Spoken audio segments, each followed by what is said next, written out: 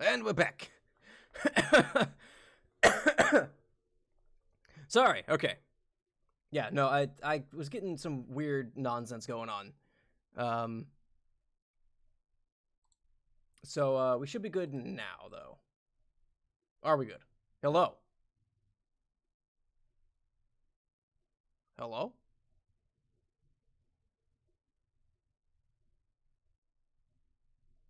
Yeah, okay, we're good.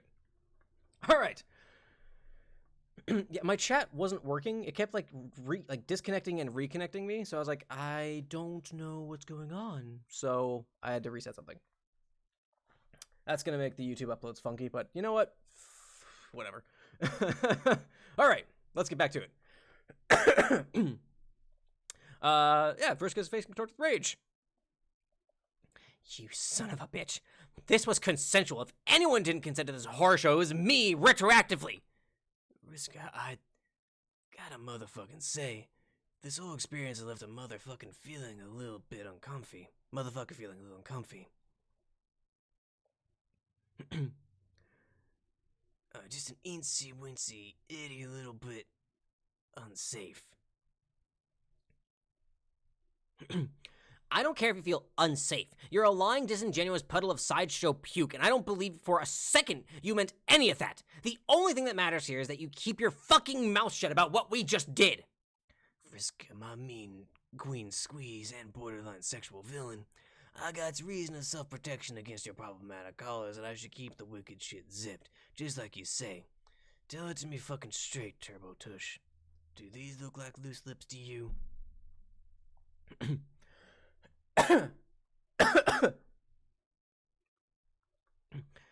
If Vriska were to be honest, Gamzee's swollen, battered mouth was just about the most structurally incontinent feature she'd ever seen on a person's face. That limp, floppy maw couldn't keep a cantaloupe secure, much less a secret. She drops down and straddles him in a way that is unmistakably non-amorous, even to an extraordinarily obtuse Randy Juggalo. She puts her shaking hands around his neck and grips tight. She positions her face inches from his, hissing hot breath through her clenched teeth. No one is going to find out about this, you fucking bastard. No one will ever know, so help me God. Vriska is so furious she has no way of pinpointing the exact moment her intent stopped being intimidating him into silence and starting being guaranteeing his silence forever. She knows this imposter was never a real god tier. She's always known, just like everyone else. Once he's gone, he'll be gone for good. She just needs another minute. Her grip grows tighter, and she feels the throbbing pulse beneath her hands gradually subside. His arms flail, grab at hers, clutch at her wrists. He's alarmingly strong, but at this particular moment, not as strong as her. And then, she lets go. His face is frozen in a repellent mask exhibiting the perfectly undetectable difference between terror and ecstasy. He's dead. Vriska exhales forcefully, staggers to her feet, shaking. She backs up a few steps, studying the corpse. If her body language signals any remorse or sadness, the witness in the bushes certainly can't tell. Let's see. I'm gonna say that maybe try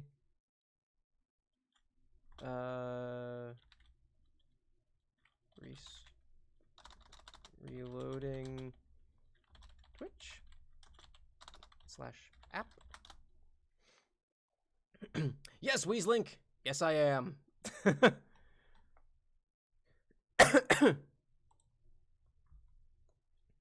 We're just going through a let's read. We're done with Homestuck. We're reading the epilogues right now, and it's a fucking ride.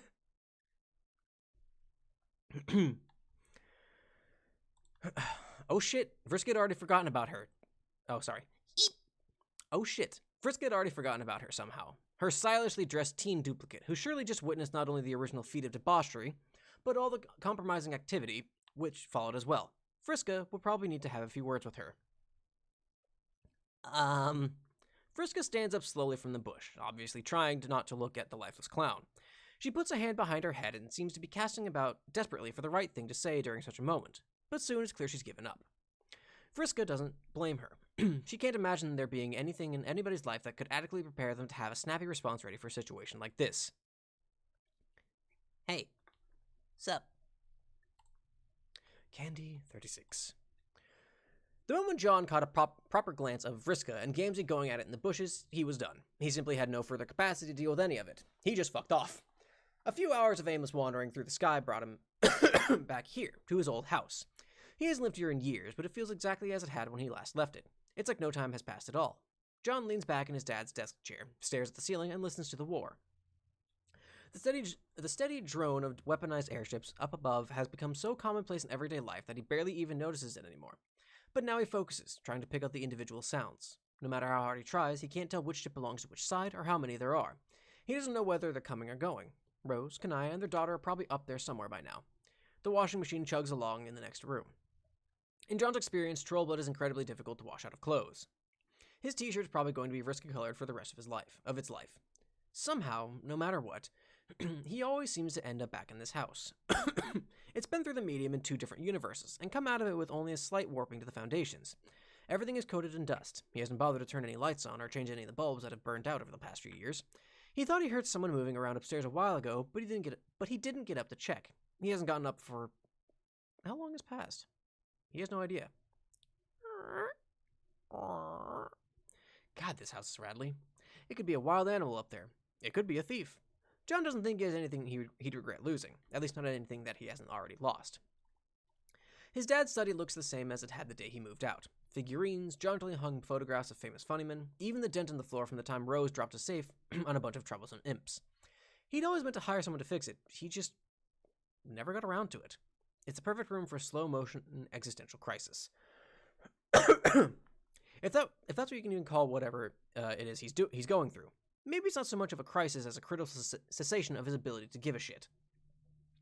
Where an hour ago he'd been feeling blissfully unburdened by his solipsistic revelation, now the significance of everything's insignificance overwhelms him.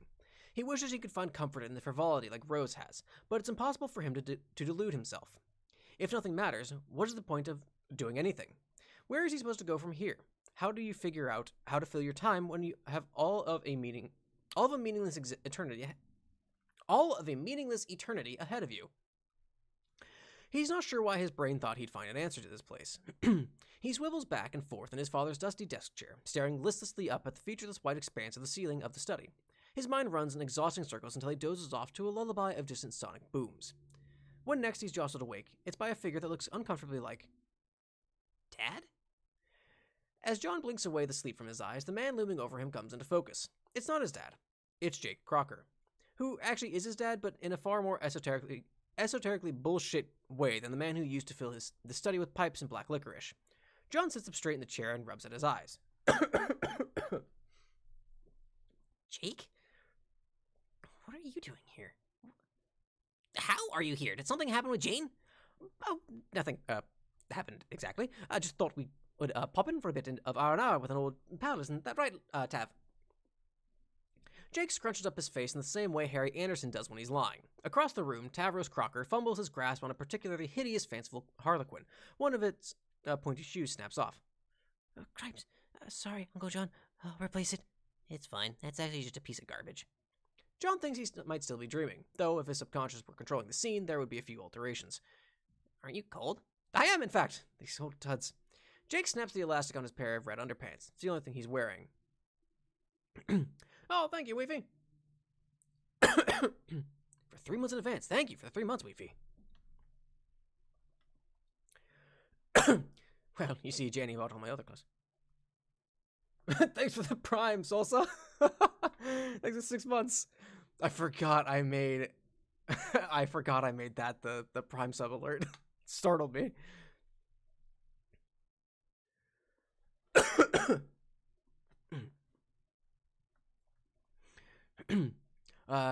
Well, you see, Jenny bought all my other clothes. She had a certain way she liked me kept out, and, well, I didn't want to bring anything that belonged to her when I left. Nothing she might miss. You took me? Howdy, Salsa. How are you now? Jake winces. And you took you? Jake's wince deepens. Then I dare say I made the right choice not rustling the bushes in the making off with inanimate belongings department. Wouldn't want to give her any more reasons to get all retributive. She's got a lot to worry about right now. Incredibly busy woman, you know. What does we sound? I don't know if there was sound recursive. I'm sorry. I might have that turned off. I don't know. I don't know. Troubleshoot later. by the desk, Tavros's eyebrows have disappeared up under his bangs, but he doesn't say anything. He has the air of a boy who has spent all of his life not saying anything. Okay, so, I guess I'm just gonna move past the fact you're 90% naked in my house. I'm not forgetting about it. We've got to address that at some point. But I guess we can put that on the back burner for now. Are you trying to tell me that you left Jane? Well, when you put it like that, it sure sounds, well, I suppose that is what it looks like, isn't it? What I did, that is, that's the thing that's looking like that. Ooh. Jake is one whole wince now, and John knows he should invite him to sit down and maybe offer him something to drink. Or at least a pair of pants. But all this is another reminder of how inescapably preposterous every aspect of this reality has become.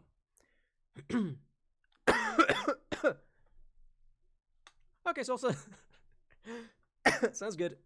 Actually, I don't know. I don't know what's on or off anymore. The audio might be too low. I don't know. You think I know what I'm doing on Twitch? You think I know how to do things? Fuck. Jake is one who say this. So I guess this is the thing that's currently happening now. What exactly do you want me to do? Well, I suppose I was hoping you might be willing to help me, and we'd have you out a bit here. Help you out? John produces a dry laugh. That's pretty funny. I remember trying to help you for years, and you never seemed that interested back then. Jake was apparently not expecting John's sharp tone. He flinches back like a kicked dog, or a dog who has been kicked so many times he assumes any helping hand is a slap. All the same, John finds it hard to feel much sympathy. Who is Jake? The one standing in front of him now, anyway. Has he always been this contemptibly pathetic, or is this, too a function of the absurdity of this contorted reality? It's hard to be sure. Are Jake's struggles worth any more of John's guilt and emotional energy than a sim stuck in a pool without a ladder? Look here, chap, sometimes not everything is so simple. It isn't as if I could have just walked out the door whenever I wished. I mean, yeah, you kind of could have. Not now, but years and years ago, back before everything got so warlike and tempestuous. I was gonna say stupid, but yeah. Well, it's not as if Janie got like this overnight. None of this happened overnight, John. It's just like you to go take a dip in the water and everything starts out cool and fine, but then it just keeps getting hotter and hotter, gradually, degree by degree. So slowly that by the time the water's boiling, you don't even realize you're being scalded alive. John isn't listening to Jake anymore. He's looking at Jake's son, who has returned to going methodically through the stuff on the desk, moving objects around, looking like he wants to shrink down into nothing. Tavros, who looks more like him than even Harry Anderson does. Something in John's stomach churns.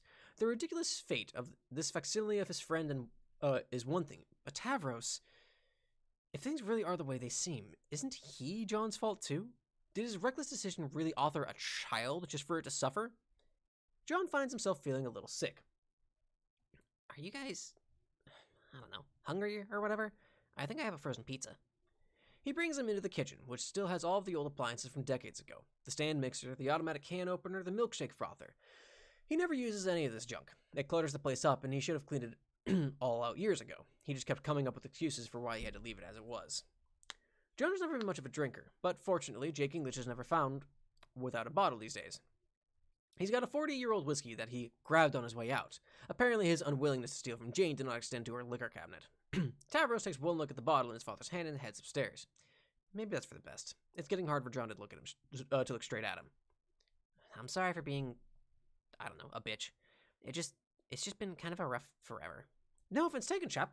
Whiskey? As you may know, I'm not in truth the biggest fan of the stuff, but it gets the job done right quick, eh? Excuse me. John accepts the offered glass and takes a sip. Regardless of the existential status of this reality, the alcohol tastes just as harsh and bitter as he remembers it. Jake swirls the rocks in his glass, looking queasy despite his proclamation of tolerance. John, do you think I'm a bad person? That's certainly not a question John ever expected to hear come out of Jake's mouth. He hadn't thought him capable of that degree of introspection. Wait, what? Do you think I've ruined my whole entire life and all of my relationships, and especially the most important relationship in one's life, the divine and unbreakable bond between a man and his son? Not sure if I'm the best person to talk to about this, considering I kind of did the same thing. But no, I don't really think that.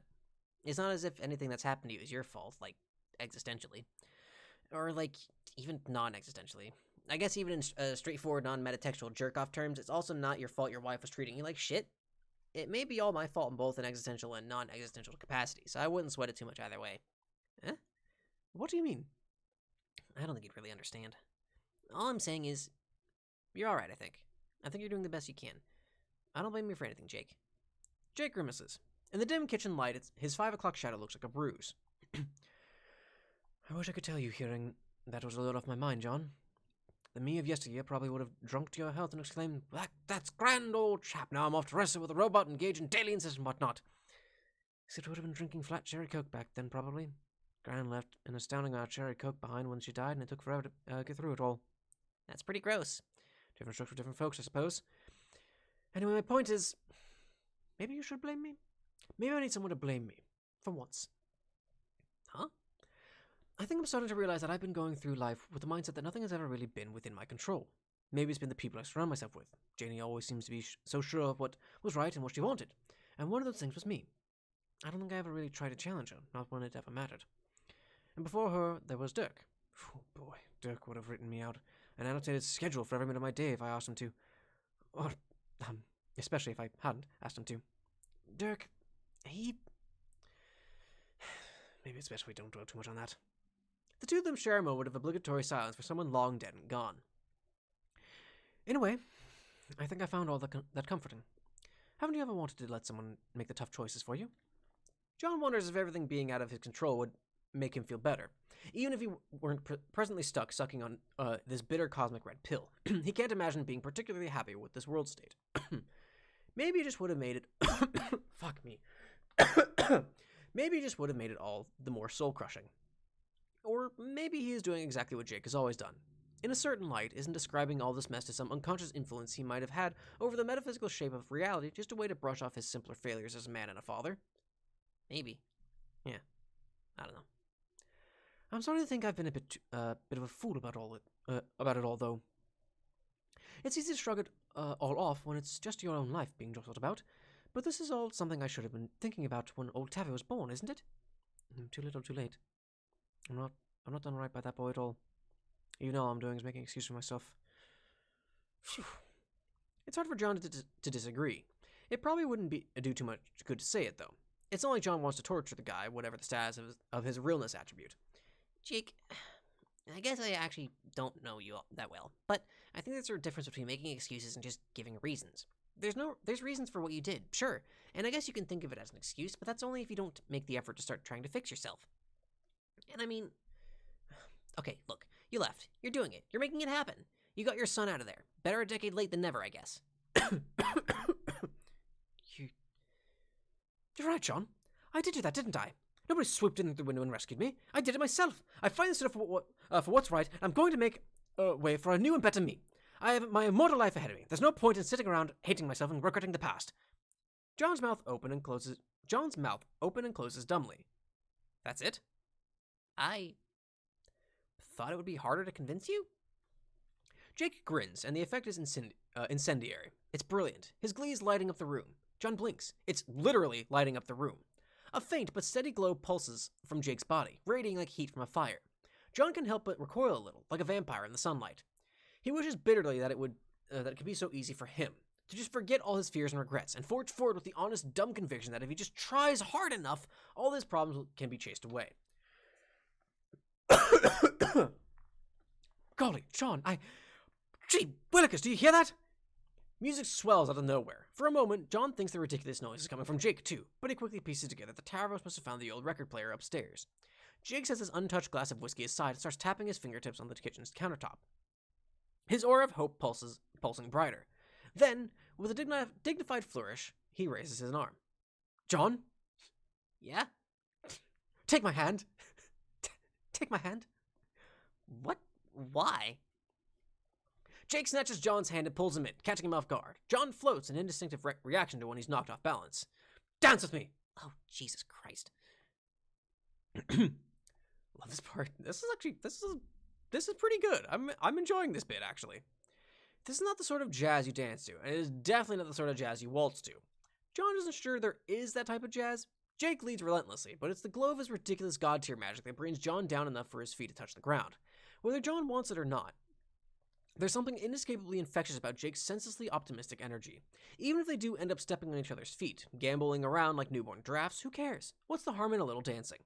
I'm excited, John. I haven't been excited in such a long time.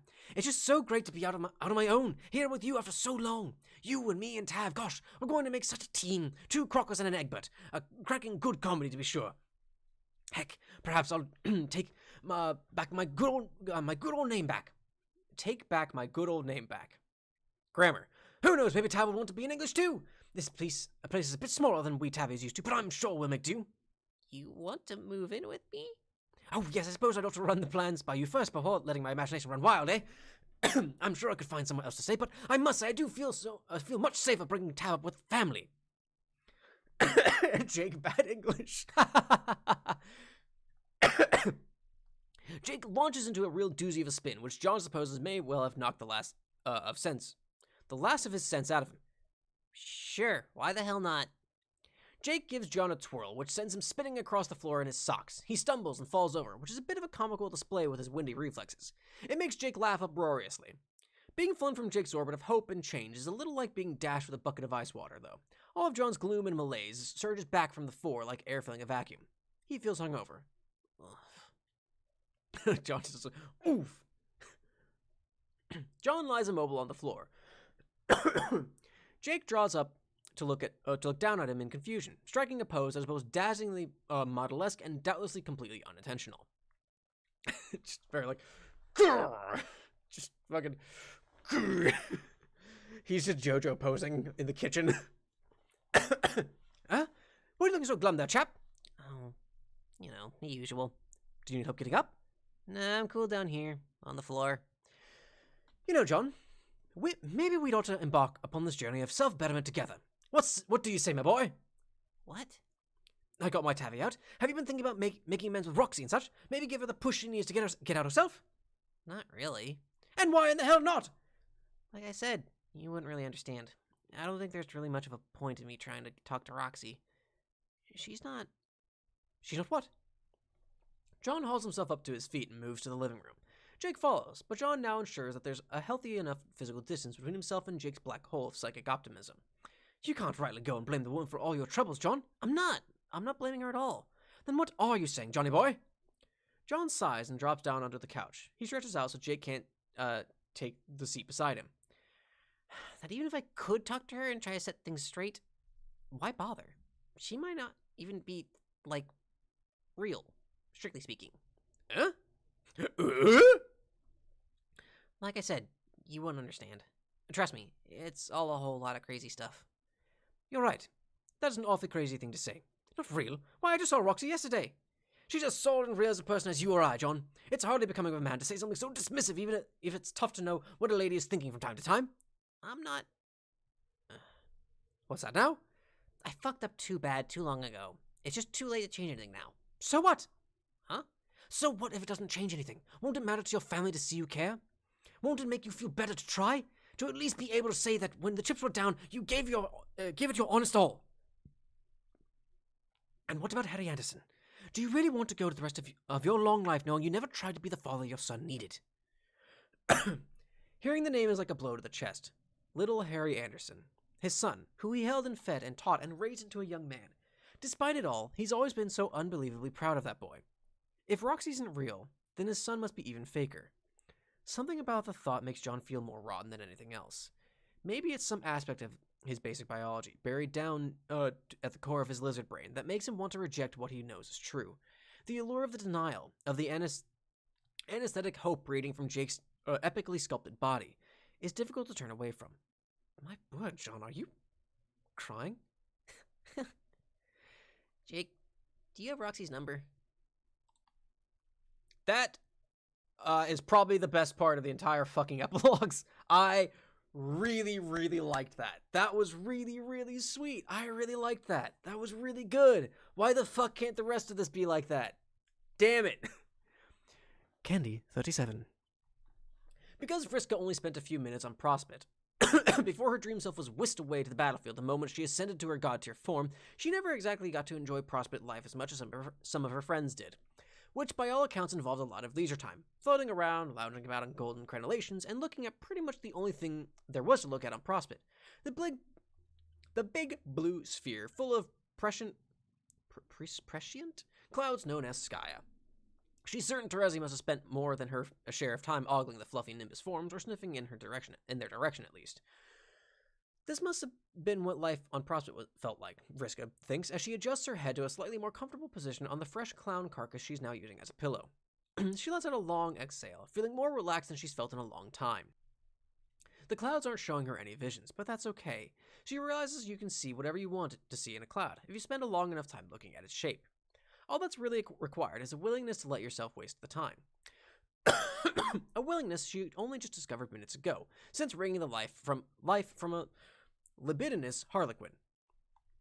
I understand it's supposed to be libido? Libidinous? I've never heard that used as like a adjective.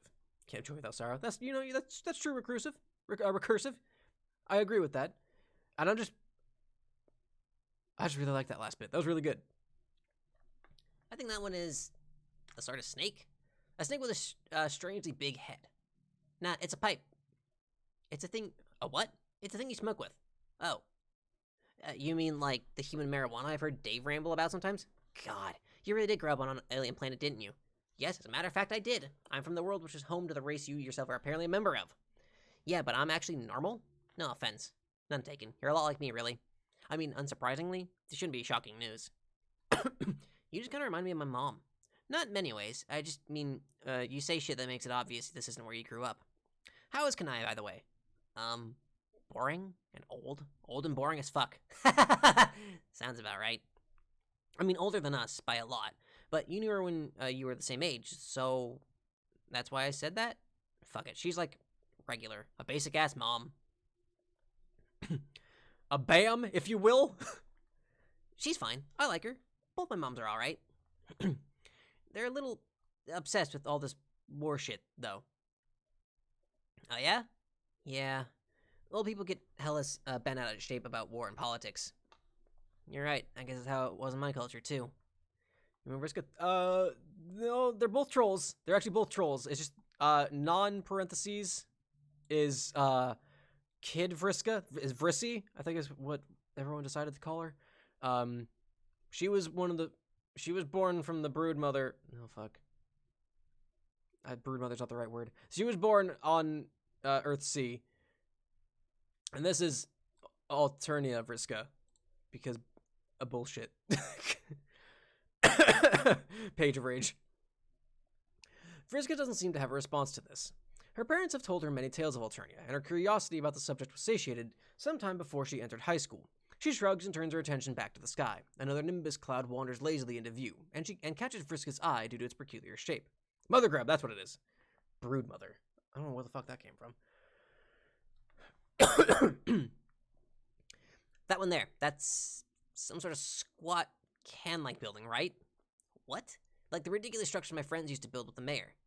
Hey, is the mayor still around? Mayor's dead, dude. Shit! I love the mayor. Everyone loved the mayor. He's in our damn history books. Wow. But you see what I mean, right? That one. LOL, you don't know anything. Kinda cute, actually. What? Then what is it, smartass? It's a cake. A birthday cake, see? Those are candles. It's so obvious. Oh, like the shitty things John's dad was always making? Guess so. What's all the clouds shaped like John stuff? Like that one there, that's a big dollop of shaving cream, right? Nah, that's just a normal cloud, I think. Fine, bad example, but that one, that's definitely a human hat. Oh yeah, it totally is. Just a fucking sky hat, right there. Is there sea always like this? I don't know, I never noticed. That felt like a fucking, that felt like a dialogue out of fucking, Night in the Woods almost. Just a fucking sky hat right there. I had the same feel of that for some reason, that one line. Vriska scans the sky. She notices a few more John-specific cloud shapes. A ghost over there, a beagle puss just overhead. But the more she stares at them, the more she realizes her ability to recognize the shapes is beginning to fade. They start to resemble fluffy, amorphous blobs. Was it all just in her imagination?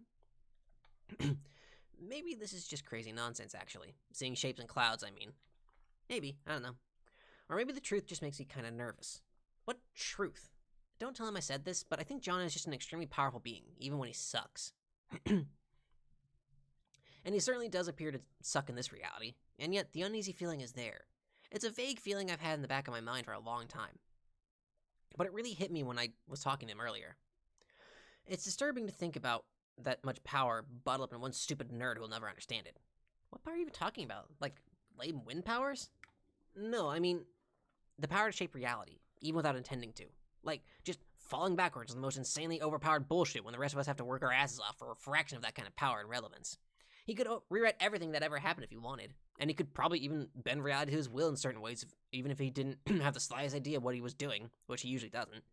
He'd probably manage to be more relevant than I could ever dream of being, even if he was dead. It's a little depressing to think about, actually. No, it's not.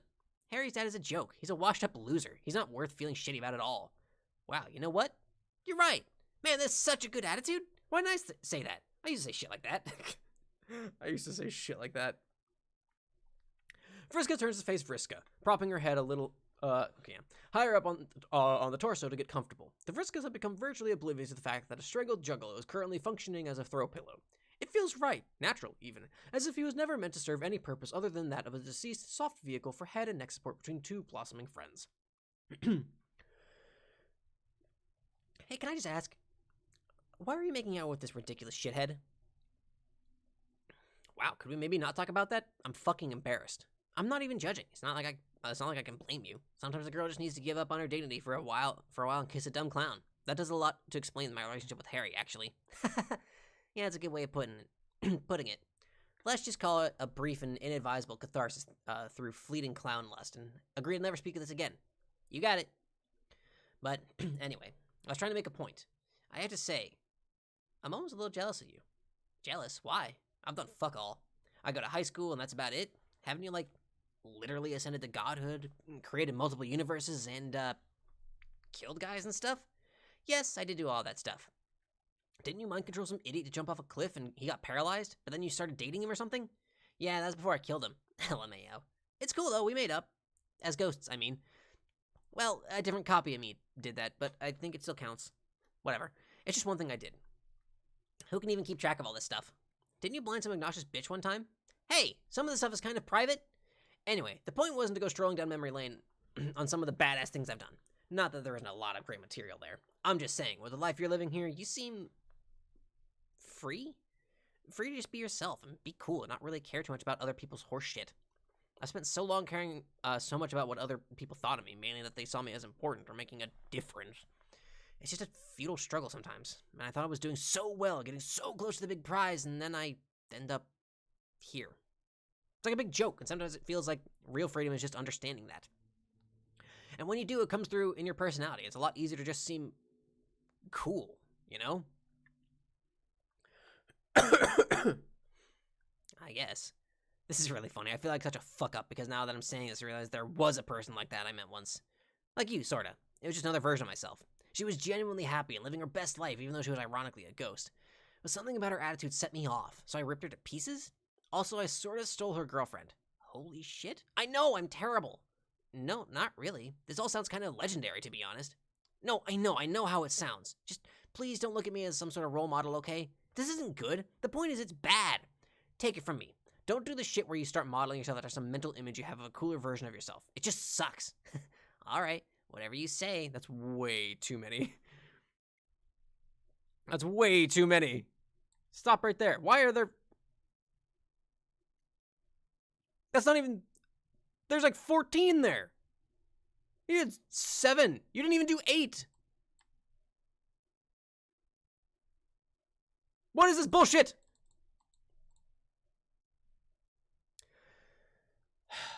That's it. The epilogues are officially the worst.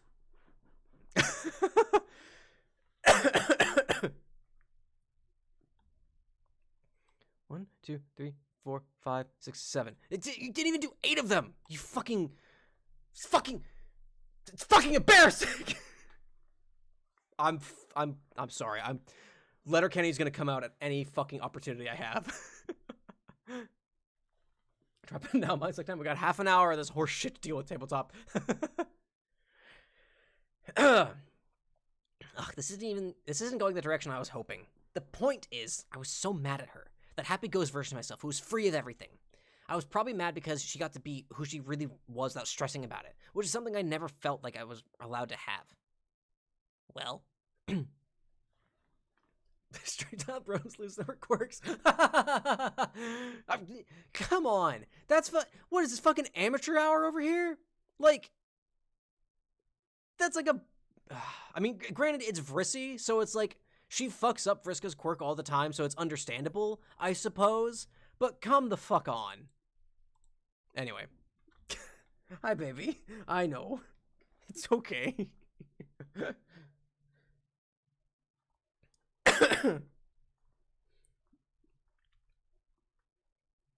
I do writers of... Yeah, right, recursive. To anyone who watches Letterkenny, that might be one of my favorite Shorzy insults. I just recently watched the episode it's from. It's like fucking, God, I think it's Riley. It's like, fuck you, Shorzy, and Shorzy is like, fuck you, Riley, your mom ugly cried the other night because she left the lens cap on the camcorder. It's fucking amateur hour over there. Fucking... It's so funny. Anyway, I'm gonna continue.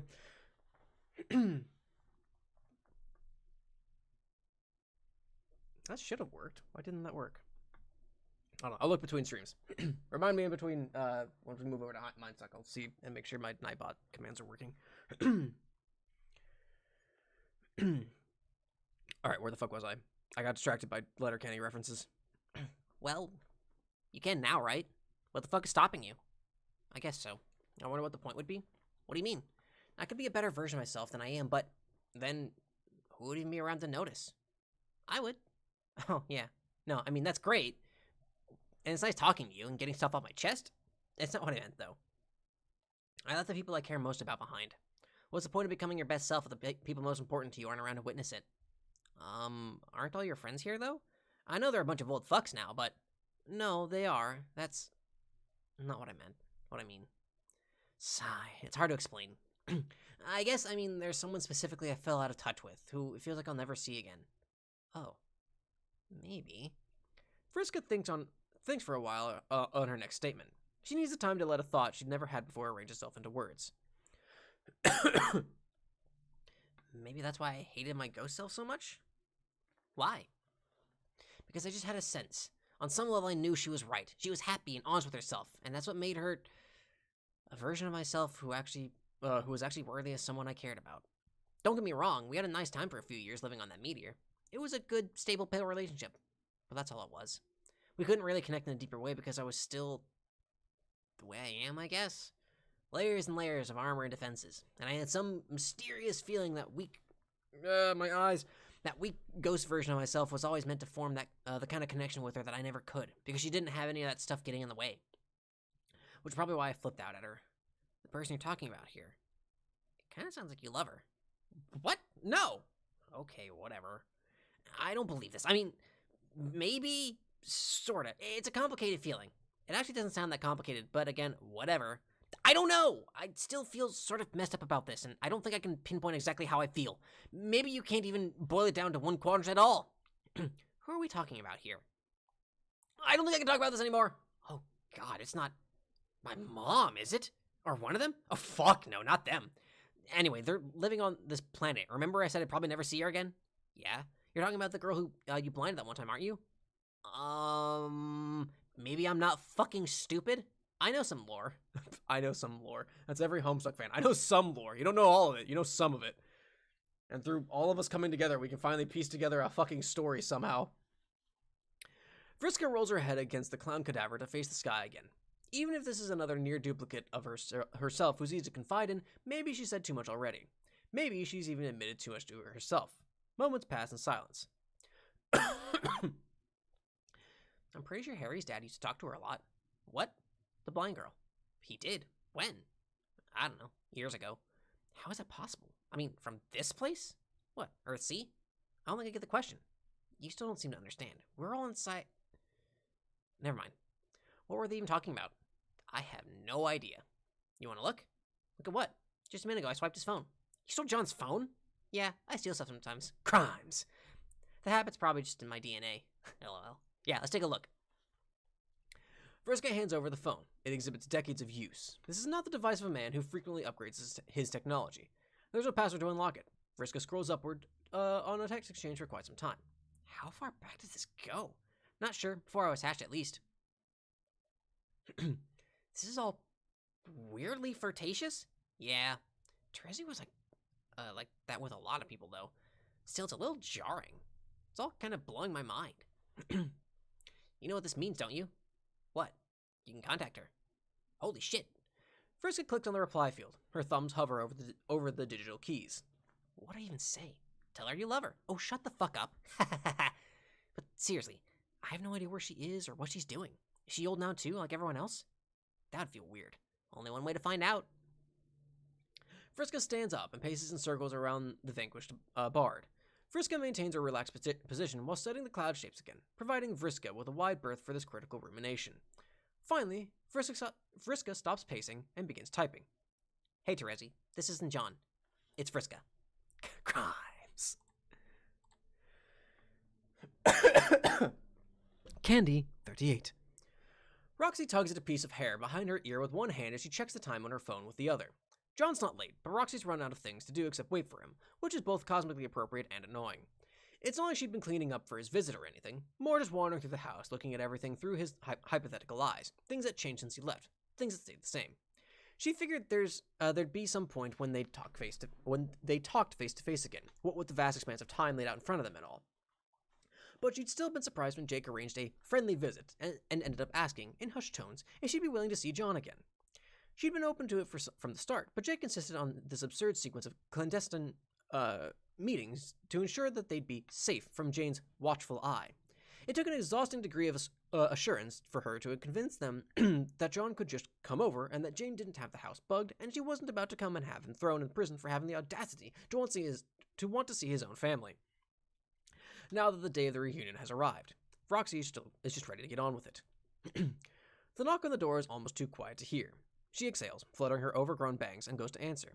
He's even beefier than she remembered, but his posture has turned in on itself like he's trying to seem small.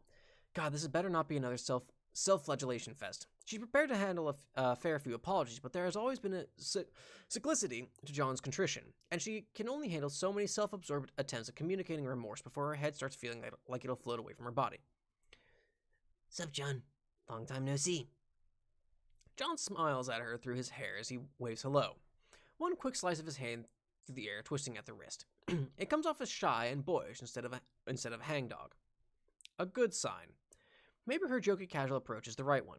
That would be handy because that's really the best angle she's got. She mirrors the movement with her own hand and steps aside for him to come in. Well, alright then, pal. I do believe you know the way to the living room. Yeah, yep, thanks. He clears his throat and follows her gesture. She walks a little behind him, watching his eyes catch on the things she expected. A coat rack covered in scars, the wall of family photos, a super badass sculpture some chess guy made for her that John always said was weirdly sexual for them. He looks at it now like it's something from an almost forgotten dream. Roxy sighs. Sorry for staring like an idiot. I just got done with a whole week of feeling weird about hanging out at my dad's old house again. I kind of forgot to think about how it would be surreal coming back here too. Some kind of nostalgia whiplash, I guess. Fair enough, yo. She faces him, seated cross-legged on the couch, a polite distance away. He looks past her, almost through her, like he usually does. She knows him well enough to know what he's politely not asking. Harry Anderson's out, if you're wondering. He'll scoot back home later, so if you make it through round 1 of awkward ex-family convos, I'm happy to say you can be rewarded with another. Oh, cool. I'd like to see him if it's okay with both of you. Yeah, we chatted about it, but like I said, one thing at a time. Potentially, Chixie. Not entirely sure. But how are you now? Let me and you tear this whole Egbert Lalana estrangement band-aid right the fuck off and see what we got going on underneath it. John laughs, and there's a shadowed flicker of warmth to it. Roxy immediately wants to fan it, to make him laugh for real. But she knows by now that it's not her job to make him happy. That was something she gave up on years ago. But wanting to, that feeling is still as fresh as it always was. Sounds like a plan. So, I've been doing a lot of thinking recently, and I've realized some things. Some stuff that involves you and some that doesn't, but all things I think you deserve to know. Whew. Okay, let me think where to start. You know how Jake left Jane? I mean, I assume you know. Though, no offense, but Jane's versions might be skewed. Oh, LMAO. Nah, I didn't hear from Janie. Harry Anderson filled me in on what he got through the teen grapevine. Oh, are you guys not... Never mind. I'm sorry, I came to apologize for my shit, not to pry into your business. We don't have to talk about Jane if you don't want to. Roxy shrugs. She's still working through what she feels about distancing herself from Jane, but John actually isn't the worst person she could talk to about it. If he's truly about to be real with her for the first time in forever, she might as well try to meet him halfway. Janie and me haven't been super tight of late. Ah, what about politics not coming between friends and all that? LMAO. Well, turns out sometimes someone's politics make it pretty clear what kind of friends they value. Or don't. And, I don't know, sometimes people were used to, like, when you were a teen, grow up to be assholes or whatever. I think I was clinging to something just to prove to myself that I was doing stuff right. Oh, roll hella normal, V good at sticking with friends. The more I thought about it, the more I figured holding on to that one thing made me lose out on some other shit. You might relate. Yeah, me there, I guess. Anyways, I'm not trying to take up all your big speech time with my stuff.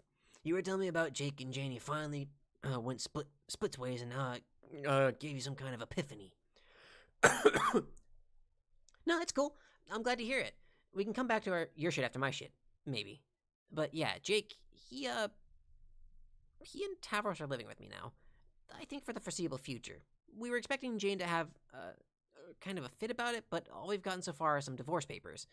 If she knows where Jake is and she hasn't had a drone fleet dispatched to nuke my house off the planet, I think that's a good sign she's actually just letting him go? Which is kind of surprising, but, good, I guess. Okay, I'll be the first to admit that Jane's turned into kind of a jerk lately, but you know she's not actually, like, literally evil, lol. That's debatable. Sorry to disappoint, but Jane's just a person. You can't actually blame her for everything that went wrong in our marriage, like I was her helpless thrall or something. That's not what I was saying. Okay, neither of us came here to argue about, Janie, did we? You're right. Let's just not talk about her. Yeah. Anyway, I've been doing a lot of thinking about how things got to be like they are. I guess I'll just come out and say it. I completely fucked up your entire life. I'm not going to pretend like there are two sides here. It's my bad, totally. Like, not just what happened to our marriage, though. It's also true that that's completely my fault. But even before that, I think I fucked up on just this massive, fundamental level, and it's what I did, or, well, what I didn't do, that caused every stupid bullshit thing about the way this world is. None of this was supposed to be this way. Honestly, it doesn't feel right that we got married at all, does it? Your life was heading in this whole other direction with Callie, and I don't know, I just kind of took that from you. I think I ended up taking a lot of decisions from a lot of people. Everything took a backseat to what I wanted.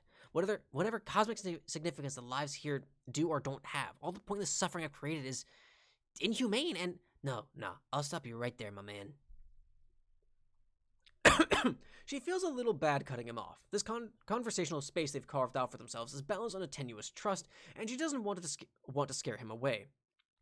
It's just that she could feel his whole speech gathered up inside him, poised to gush out in a long ramble, and it's frankly just some bullshit. She knows more than he does, and she doesn't need to hear it.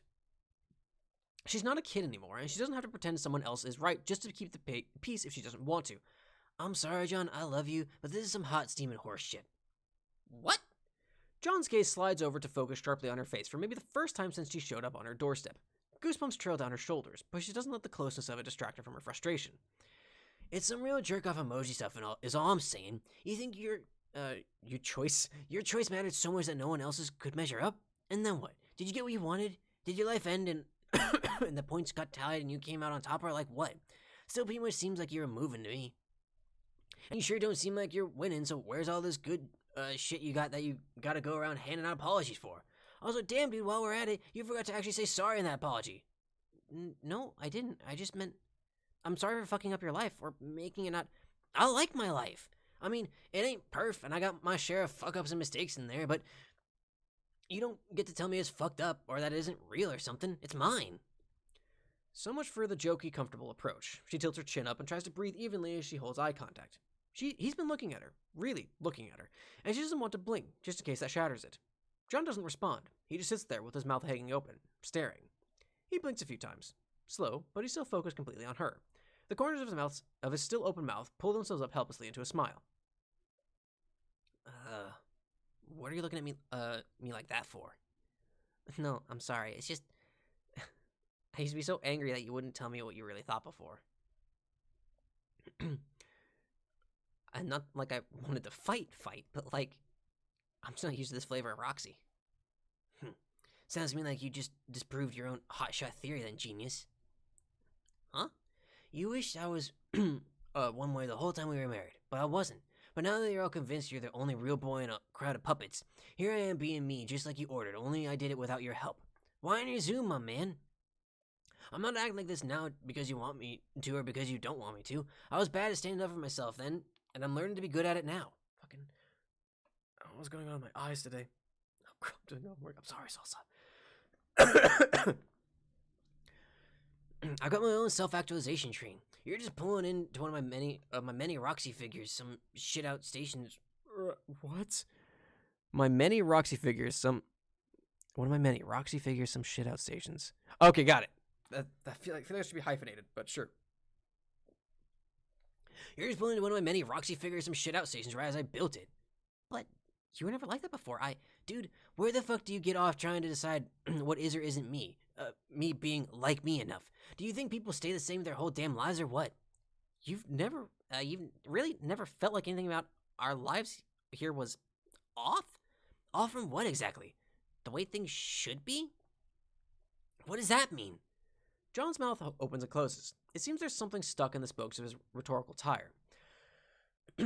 Roxy can see the gears struggling to turn in his head. She almost feels bad for him. Roxy lets herself take a moment. She doesn't want to reassure him with lies, tell him he's never fucked anything up in his life, but she doesn't want to twist the knife of blame further into him than it needs to go. So she shrugs, looks at her ex-husband in the eyes, and tells him the truth. I mean, I felt something, I guess. But it's not just you. You've never been this only player in this game, you know? Do you not remember who all was there when this all kicked off? Me and Callie wouldn't have told you had a choice if it was all just some meaningless BS. It's not like I was ever some master seer of all that ever was or will be, but I do know a little bit about what could have gone down if things were different. And you know what? I like the way things turned out just fucking fine. So maybe you could stop wasting precious eternity thinking you're so special that it's your fault everyone's not perfectly happy. John is quiet. Roxy has more to say, maybe. More things she's half thought about, but never quite put words to, regarding the paths her life could have taken. This has already been a lot of truth for one moment, though, so she pats John's knee and walks to the kitchen for some water. A glass in each hand, Roxy leans against the counter, breathing. She's still running on the adrenaline of getting all that out, and the surface of the water trembles with it. She watches the ripples, watches her hands. She wonders if they ever wrinkle. When she sits back down next to John, he takes the glass wordlessly. After a minute of reflective sipping, which she is grateful for, he speaks. I just kept wanting to find ways to make everything makes sense, you know? But maybe it just fucking doesn't. I know we became grown in some world built specifically and cosmically for us, so I get wanting to find a pattern in everything. But not everything has to be that deep. And when you think about it, looking at it that way, like everything has to be this elaborately purposeful, heroic design to be worthwhile, it's actually pretty shallow. Oh. Yeah, I guess. John stretches, scratches the back of his head like an anime love interest, and lets out one mind-fucked exhale of a laugh. His features are droopy, his whole body tired from the mental wringer he just went through, but he's still looking at her for real. Fondness searches through her, not in a way where she fears the reignition of any romantic feeling. It's just that she understands him, and he's starting to understand her. It's comfortable that the way an old t-shirt you thought you lost but discovered in the back of the closet is comfortable. Smells mostly musty, but still enough like home to knock you right on your ass. I'm sorry. It's just so hard to not feel like a total asshole. Maybe not some grand vizier of destroying time and space or whatever, but we know that there's a canon timeline out there, and it seems really obvious to me that we aren't in it anymore. So what? So what? Yeah, so what? The fuck do I care that there's some other reality out there someone arbitrarily decided was the real one? What's that have to do with the life I have now? What is there actually that makes this one mean less than that one? To the people who are actually in it. You never feel like it would have been better if things had gone a different way? Magic or no, I could have done a lot differently. For you, especially. Stuck around, or... Fuck, stayed out of your way to begin with. Let you and Callie do your thing, or do whatever it was you seemed to be headed off to. I didn't expect it to be me, after... Roxy wrinkles her nose. Thinking about all the life she could have led makes her feel dizzy. Nah, don't say that. I mean, I accept your apology this time, but there's obviously all kinds of ways shit could have gone. And to be honest, back then, with her, mostly I think I just wanted to do stuff right. Not that I knew what the fuck that even meant, LMAO, which was the problem. LMAO. Just like, we had this big, fresh as hell start at being people. I had all these conflicting thoughts about how to be me in the first place, like what it meant to date a beautiful skull alien, sexuality-wise and gender-wise and person in general-wise. For a while there, I didn't know if I wanted people to think of me as a woman at all. I didn't know. Well, I guess maybe I wondered? But the way young idiot me would have wondered, not that deeply. And it seemed like you'd forgotten all about it when we got together. I haven't forgotten about it. Do you want to talk about it? I could have told you then, but I kind of felt embarrassed about flip-flopping with my identity, I think. I mean, it isn't like I grew up with the big air-quote society telling me what was right and wrong like you did, so it wasn't any kind of shame fest. Just a lot of abstract hypotheticals, and we'd only just started talking about and never got very far into. Just, I don't know. I thought I might do things one way, but then I stopped hanging out with Callie as much. It's not like I stopped thinking about it, or her, but it never really came up with anyone else, and I didn't really feel like I could talk about it with you, so I never brought it up again. I'm really sorry you felt that way, Roxy. It's okay, it's not your fault. But don't you regret it? Not going for that stuff, and instead just marrying me? I'm not asking you to I'm not asking you to absolve me. I'm just impressed. How do you not second guess every choice you make? I haven't stuck my head in the timeline vortex that you have, so I don't know what it's like to see other options. I just do things the best way I think to do them, and and then shrug and hope it works out. Roxy thinks about time and the spirals of choice that hang just outside her periphery, and the vertigo grows. She rolls the word regret around in her brain. She feels it on her tongue. John waits. I don't think I can regret anything. There's only one right way to be me, in my opinion. I like the me I am. It's not like I went and decided, hell yeah, I love to be a woman and do all this shit on the woman checklist. I get that there's probably what it looks like. Yes, probs. Fuck, I can't fucking read today, apparently. It's gone. The reading ability is gone. Actually, hell yeah, I love to be a woman and do all this shit on the woman checklist. I get that that's probably what it looks like outside of my own self, but I don't care about that. Sorry, LOL, I'm not good at this whole explaining what transpires in my brain thing. John shrugs and Roxy gives herself time to think. She remembers how confusing it felt to even approach her identity when this stuff first hit her. There had been some vague truth about the usefulness of rules about how gender should be, but she never quite worked it out. She'd stopped thinking about it until she got pregnant. Then she had been so afraid that having a baby would have confirmed some deep truth within her that she'd pushed away, but that it would be too late to back out. That hadn't happened, and instead there was the strange, all-consuming bodily relief she felt when, somehow, being pregnant felt right. It was good in the opposite way that she had expected. She hadn't felt any more womanly than she ever had. It had hit her then that she could think of her body not as specifically female, but as something altogether different. Hers. A flesh machine, shifting pieces around to create a person. Her breasts, which she'd not really known what to do with or how to feel about, suddenly had a specific practical purpose. It had allowed her to retreat from the concept of gender entirely, grounding herself only in the physical reality of using her body to make another, two heartbeats blending in a rhythm that was nothing but human. She does not know how to articulate this to John. It's convoluted and personal, and she isn't sure she can do the overwhelming goodness of it justice. But then, Harry Anderson is his too, so she knows she has to try. I don't know. This life I've been living gave me Harry Anderson. That kind of outweighs anything else just for me personally. And it's not like I ever totally quit thinking about that gender stuff. I just found a different way to work it out than maybe I was originally gonna. Touching those huge inarticulate thoughts with words feels bigger than she expected, and tears prick at the backs of her eyes. She shakes her head and laughs before John can start crying too. But, LMAO, John, we're just adults. We're not dead. I don't know. I mean, we're only, barely middle-aged in regular human years? We got all kinds of hypothetical, but still probably finite eternity to work our shit out. But the fuck knows, or who the fuck knows? It's not like you figure out who you are when you're 23 and then the rest of your whole life is just sitting back watching your shit fall apart or not. I mean, maybe that's been it for you so far. Ouch. I just don't think I'm anywhere near done building those Roxy self-actualization train stops. Who the fuck can say how many more I got lined up? Same goes for you. If you're willing to look at this stuff as more than a cosmically pointless dead-end failure, that is. I guess there's literally nothing to do but keep moving forward. I may as well not be a big fucking downer about it if I don't have to be. That's the spirit. We've got 1,000,000,000,000 lifetimes ahead of us, John. You don't even know all the ways we got left to fuck up in. How's that for some inspiration? It's Pretty fucking inspirational, Roxy. They both smile, and it somehow felt more real and warm than it was before. Maybe the cushion of years of lack of pressure makes it so, but she doesn't question it too closely. She doesn't want to go back to where she'd been with him. Thank you for the follow, Luna Choco Milk. She doesn't want to go back to where she'd been with him, but knowing they'd both been there together feels like enough. Thank you for trusting me with this personal stuff. I know partly you were telling me all that to kick my sad sack ass, but I know you don't talk about this kind of thing every day. To be real, I hadn't even let myself think about it every day.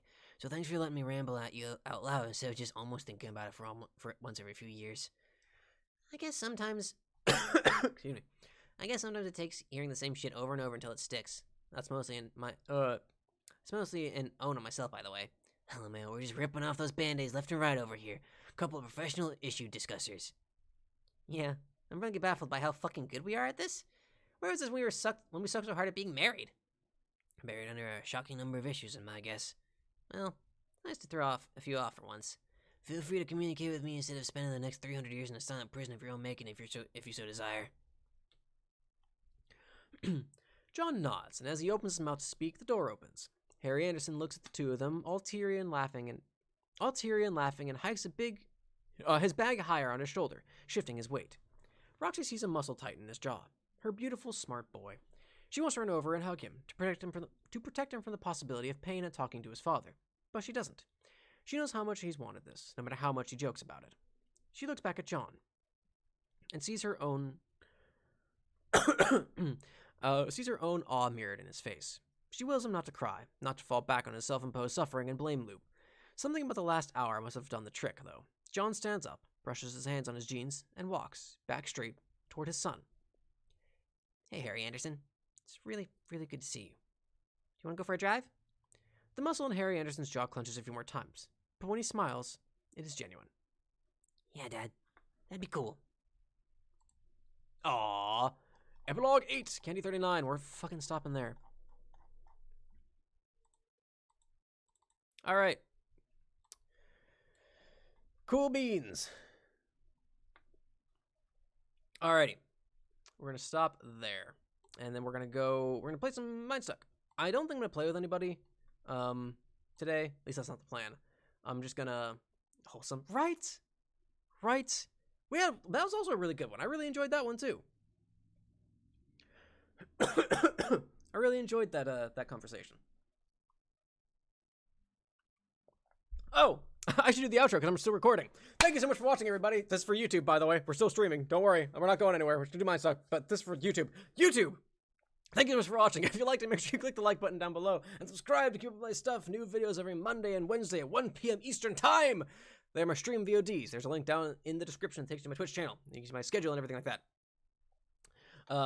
See what I'm streaming, when I'm streaming, all kinds of good stuff. What else? Share with your friends. If you have friends who didn't read the epilogues or didn't want to read the epilogues themselves, show them my series and we can suffer together.